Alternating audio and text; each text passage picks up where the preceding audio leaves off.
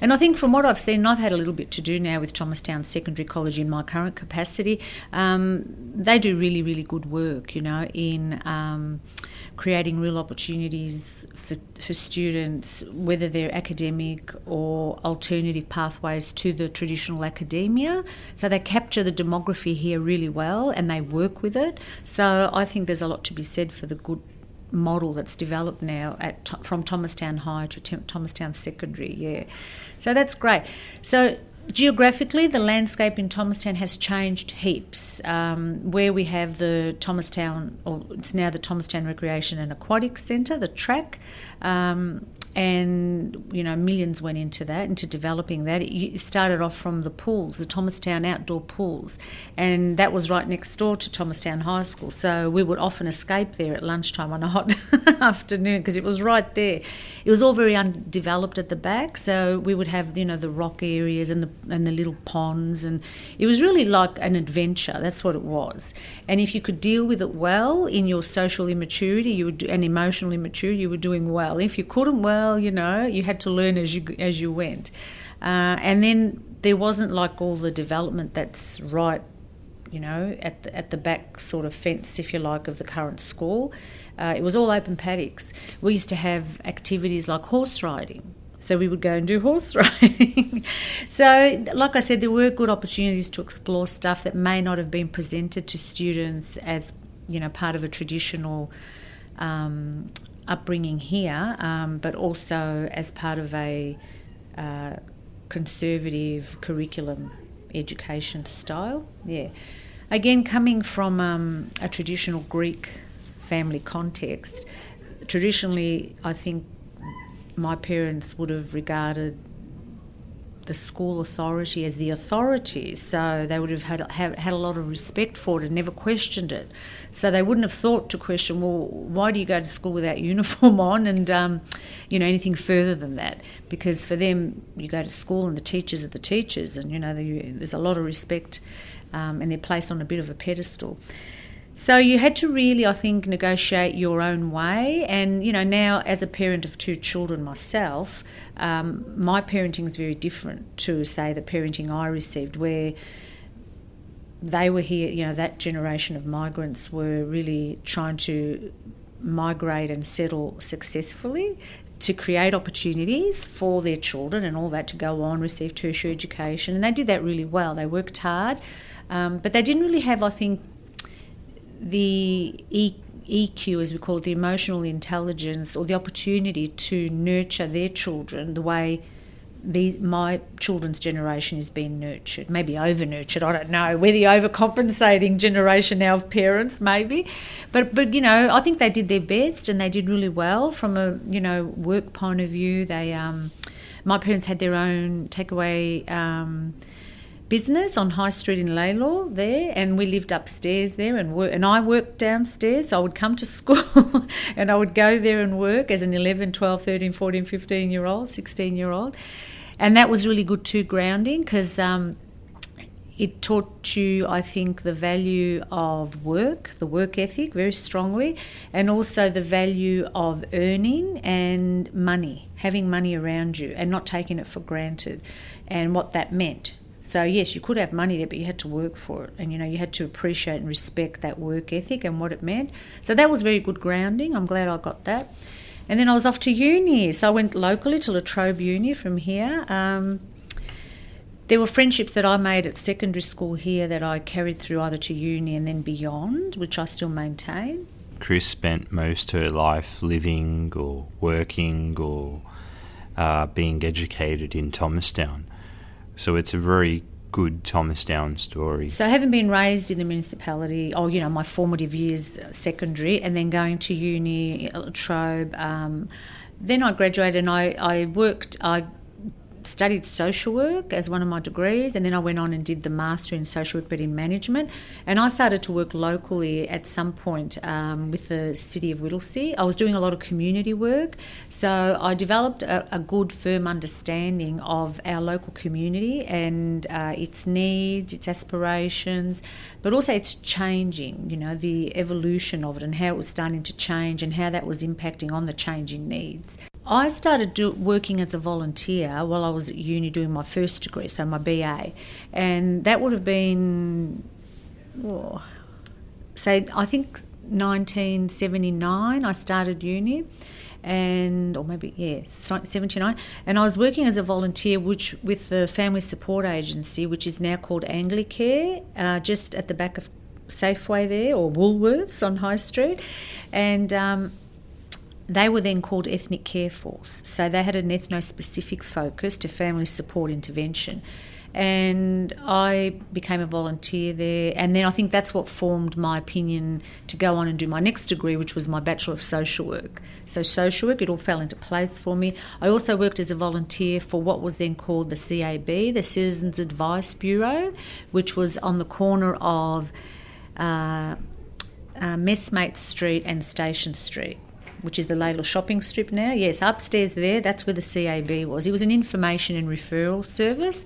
And that actually laid the foundations for what is now known as Whittlesea Community Connections in Epping.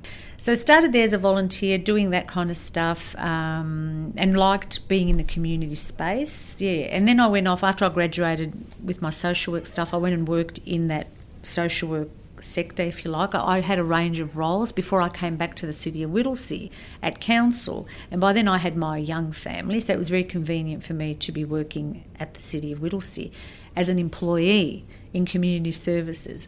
So I worked there for about 5-6 years, and then I started to get encouragement from the community to run for an elected position with the city of Whittlesea as a councillor, and COUNCILLOR as opposed to COUNSELLOR,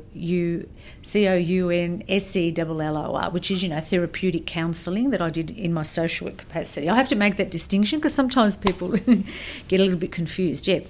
So I'd put my hand up and I became elected, much to my surprise. So here we are in 2005. I was an elected councillor for the city of Whittlesea, representing here, Thomastown, Lalor and parts of Epping. So this ward is my ward. And I was really pleased to be elected because I felt I had a very good working understanding, again, of the demography, the social issues, the environmental and planning issues, and everything else that comes under council. Because councils, people sometimes experience councils in a limited way, only as far as they need to. And I suppose it's what we call the 3 R's, the roads, the rates and the rubbish. Councils have gone way beyond that mandate now because there are so many handball activities from the other levels of government, from state government and federal government, that we get involved in, and we have to, really, because we're often touted as the closest level of government to the people. And we are, Dean. If you look at it, I go and do my shopping, whether it's here in Thomastown at the Lalor shopping strip, and I'll see people who know me on the footpath, and they'll stop me and tell me about an issue they have, whether it's their roads, their rubbish didn't get picked up, the road that their home is on, needs attention, their rates are too high. Well, we all complain about that, but hey. Or other issues that they can't differentiate between the different levels of government. But they'll stop you because they're familiar with you and they'll tell you their issue. So you are very accessible. My phone, is often ringing. I'm often getting phone calls, messages and emails.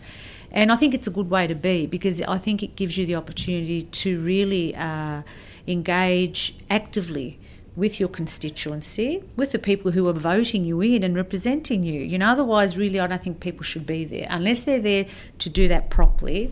And sometimes, that people get a bit cynical and say that people put their hand up for the wrong reasons and they use it as a stepping stone to other things, as in other levels of government. And that's a reality because we see that happening on a regular basis.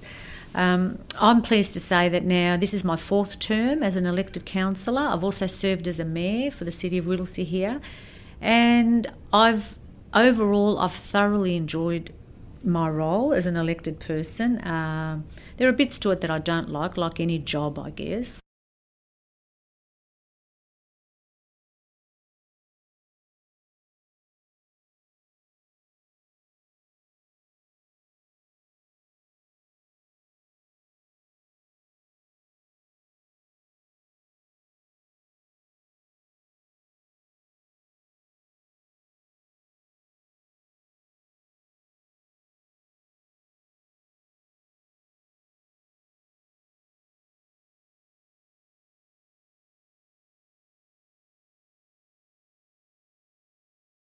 the parts of politics Kris doesn't like. I think we're all interested to find out what they are. I think some of us know. Well, I absolutely don't like the crude politics and all the antics around that, because they say in politics you can see the best and the worst in people. Well, I've certainly seen that, and unfortunately more than once over. So I absolutely don't like that, and I think my value base is a social justice base. And that comes with my training. I did my first degree in BA, and I studied a lot of the social justice subjects, and I did community legal studies. Then I went on and did the Bachelor of Social Work, which is very much in this space. And even when I went back and did the Masters in Social Work but in Management, it was still very much complementary, that sort of framework of thinking, if you like. So I think, the value base is about social justice, but it's also very strongly my personal value base about integrity, having your integrity intact and never compromising that. Well, I've got lots of examples where that's happened on numerous accounts and over the years, and it continues. It's all around us, unfortunately, and I'm not going to paint it over and pretend it's not, because it is. But like I say to my children, Dean, at the end of the day, everybody's ambitious and everybody wants to be successful in their given field, but I think what carries you through as a good person to start with, and then the role or the title or the profession that you're representing, is your integrity about yourself and the way you relate to other people. So I can go on about that, because I can't underestimate the value of that, only because I've seen it compromised to such a horrible level, and I've seen the benchmark drop to such an extreme level where I find that really disturbing in my public role as a councillor and, in the context that I have to work within.